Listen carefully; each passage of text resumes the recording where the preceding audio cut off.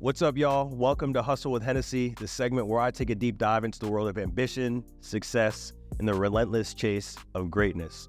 It's your host, Hennessy, and in today's segment, we're going to talk a little bit about something called imposter syndrome, something that I've spent a lot of time dealing with, working on. I'm going to leave you guys with some tips and resources that you guys will be able to take away at the end of this video and hopefully make an impact on what you guys are trying to do. So let's start off with what imposter syndrome is exactly, right?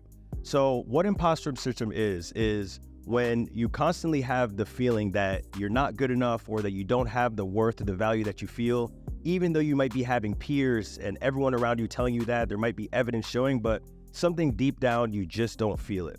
So when we're talking about imposter syndrome and my experience dealing with that, I think it's something that I've probably dealt with for a majority of my life, but I didn't really start to see the day-to-day impacts on my mental health probably until like my late 20s. My late 20s is around the time where I started seeing consistent success.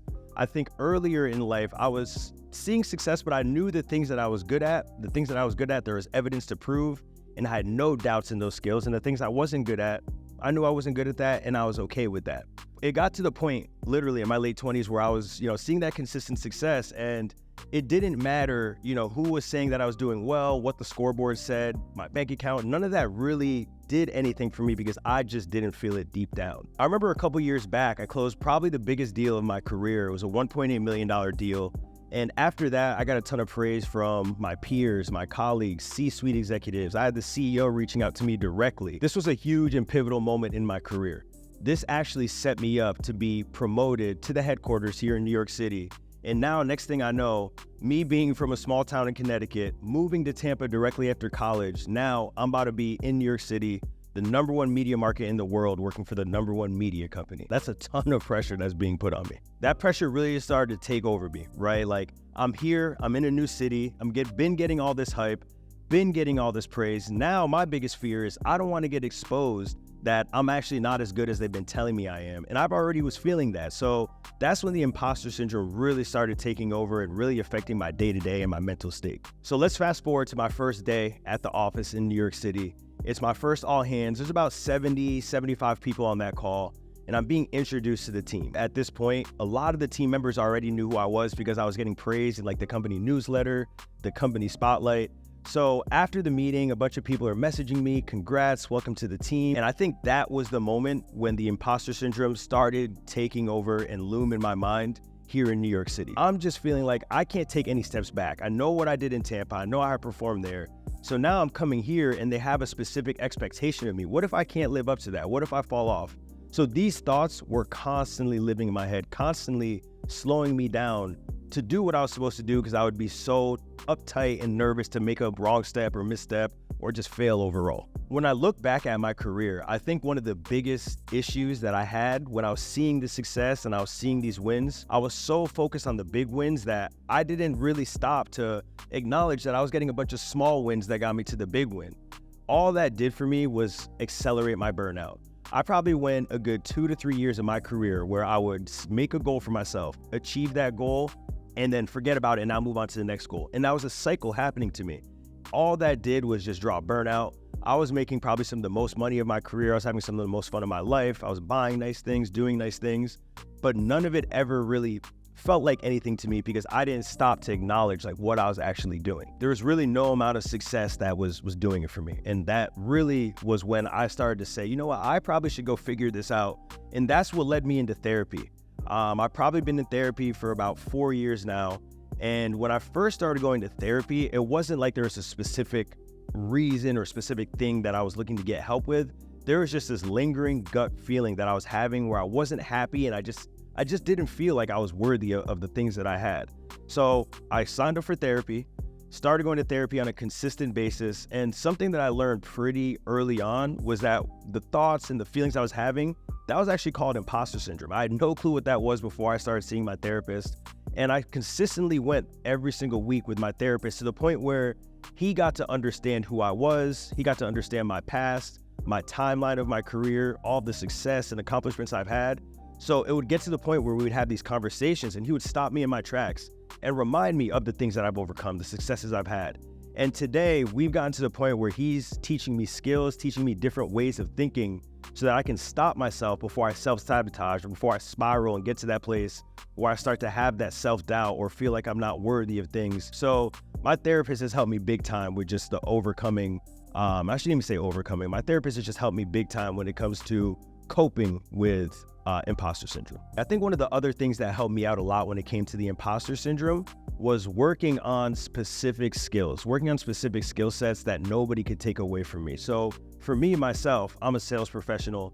So I went ahead and hired a sales coach, a sales mentor, and I started working on some serious skills for a couple of reasons. It made me feel like I was in control, like my future's in control. I'm paying this coach, I'm doing these classes. So now I'm kind of in control of my destiny, right? Another reason why is because the effort I was putting in. It made it feel like, all right, if I reach this goal, at least I can say the effort was there. I put in that time, I took those courses, I did what I had to do to actually earn this prize or this compensation, whatever it might be. Spending all those hours, spending that money, doing all that coaching, it really showed me that the time and effort that I was putting in was gonna pay off in the future. So again, when I finally did reach these goals, all the evidence was there to show me that, you know what, I do deserve this. I did earn this. I did put in the time. So those were just some of the things that helped me out. But when it comes down to some things that you guys can take away from this episode, some ways that you guys can potentially work on your imposter syndrome, I'm gonna say work on imposter syndrome because I'm a big believer that it never actually goes away. I think we all deal with imposter syndrome. I think that there are ways that can help you manage your mental state and help you cope with it. So one of the things that I would just recommend is therapy. I think if you're on the fence about therapy or you've tried it and you didn't like it, or maybe just you're not really sure about it, I would highly recommend giving therapy a try. I think everyone can benefit from therapy no matter what walk of life, where you are in your career, race, any of that. I think therapy benefits every single person. And I kind of just give you guys some benefits on how it helped me, but I think it'll help you guys out a lot too if you just give it a shot. Another thing that I learned through therapy that I do every single day is journaling. I actually do something called 5MJ. It's called 5-minute journal. And I start every single day writing in my journal. Okay, what's your mental state look like today? All right, cool, write that down. What am I grateful for today? Where does my gratitude lie? So I write out 3 or 4 things that I'm grateful for. I write down my daily affirmations. And then lastly, I write out my intentions for the day. What am I trying to get done? And then every evening, I go ahead and look at that list and then I reflect on that list.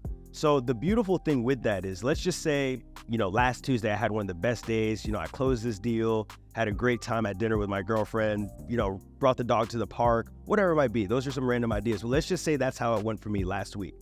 I'm having a bad day today. I can go back and look at that and feel some of those feelings again and just remind myself that this is not a constant thing. You might have some dark moments, but if you can journal the good, the bad, it's actually a great way to reflect and really get back in tune with who you are and some of the things that you've overcome and accomplished. Outside of going to therapy and journaling, there's some really good content and resources online. I think one of the big people that's helped me out a lot just by listening to his content is Jay Shetty. You guys have probably seen him on YouTube. You might have heard his podcast, but I would highly recommend checking out some of his content. And as I said earlier, as I sit here and talk to you guys, I'm not sitting here like I'm perfect or I've figured out imposter syndrome, because I absolutely haven't. I'm still working on it every single day. I still work on it weekly with my therapist. And I think it's something that you can really get better at coping with, but it's going to take time and effort of doing that. So as you move forward, what I want you to do, I really want you to celebrate all your achievements, no matter how small they are. I need you to stop and realize that exactly where you are is valid. You've done the work. You've put in the time. So you need to stop and recognize that. You need to use your friends, your family, to keep them around you. Build that support group. I can't tell you the amount of times where I've had to lean on my sister or lean on a close friend, lean on my cousin, just to remind me of some of the great things that I've done. They know me probably better than anyone, so they're able to tell me some of the great things that I did, kind of help remind myself of the accomplishments I've made. So for you, for whoever's dealing with imposter syndrome watching this video, make sure you have that tribe, make sure you have that support system around you that can really tap in with you and help you remind yourself of who you really are. So the next time that doubt creeps in, I want you to stop. I want you to stop, look at your journal, talk to your therapist, make sure you have your friends and family, make sure you have that support system that can be there for you and show up for you in those times where you feel that self-doubt, that lack of self-worth. And I promise you that they'll be able to help uplift you more than you can do yourself. I really hope you're able to grab some gems today just from some of my stories, some of the resources I provide you guys with, some of the insights. Thank you guys for tuning in to Hustle with Hennessy. Make sure you subscribe, make sure you like this video, and make sure you follow on all the social channels. Looking forward to seeing you guys next time.